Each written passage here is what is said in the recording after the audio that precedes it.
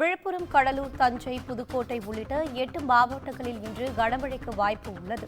Hemachandran sir, வணக்கம். இப்பொழுது சென்னைக்கு இன்று கனமழைக்கு எச்சரிக்கை விடுத்துள்ளார்கள். அந்த பாதிப்பு எப்படி இருக்கும், அதை பகிர்ந்து கொள்ளலாம் சார்.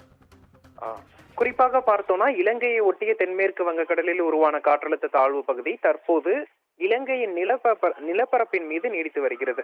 இது அடுத்த 6 மணி நேரத்தில் மன்னார் வளைகுடா கடல் பகுதி நோக்கி நகரும் என எதிர்பார்க்கப்படுது. இதன் காரணமாக நேற்று முதலே மத்திய கடலோர மாவட்டங்கள் மற்றும் காவிரி டெல்டா மாவட்டங்கள்ல பரவலாக மழை பதிவாகிட்டு இருக்கு. குறிப்பாக இன்று காலை 6 மணி நிலவரப்படி அதிகபட்சமாக நாகப்பட்டினம் மாவட்டம் கோடியக்கரையில் 12 சென்டிமீட்டர் அளவிற்கு மிக கனமழையும், வேதாரண்யம், மயிலாடுதுறை, சீர்காழி, கொள்ளிடம் போன்ற பகுதிகளில் தலா 7 சென்டிமீட்டர் அளவிற்கு கனமழையும் பதிவாகியிருக்கு. இந்த சூழல்ல மன்னார் வளைகுடா நோக்கி இந்த தாழ்வு பகுதி நகரும் போது படிப்படியாக தமிழகத்தின் கடலோர மாவட்டங்கள்ல மழையின் தாக்கம் அதிகரிக்கும். இன்று பிற்பகல் நேரத்துல கடலோர மாவட்டங்கள்ல பரவலாக கனமழையை எதிர்பார்க்கலாம்.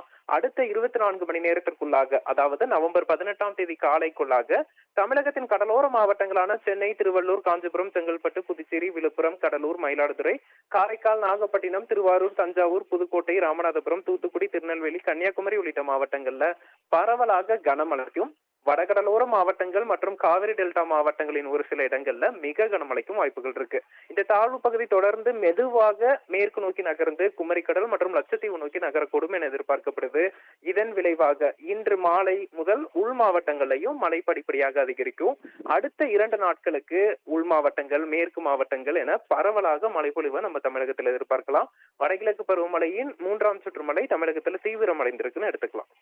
உங்கள் தகவல்களுக்கு நன்றி ஹேமச்சந்திரன் சார்.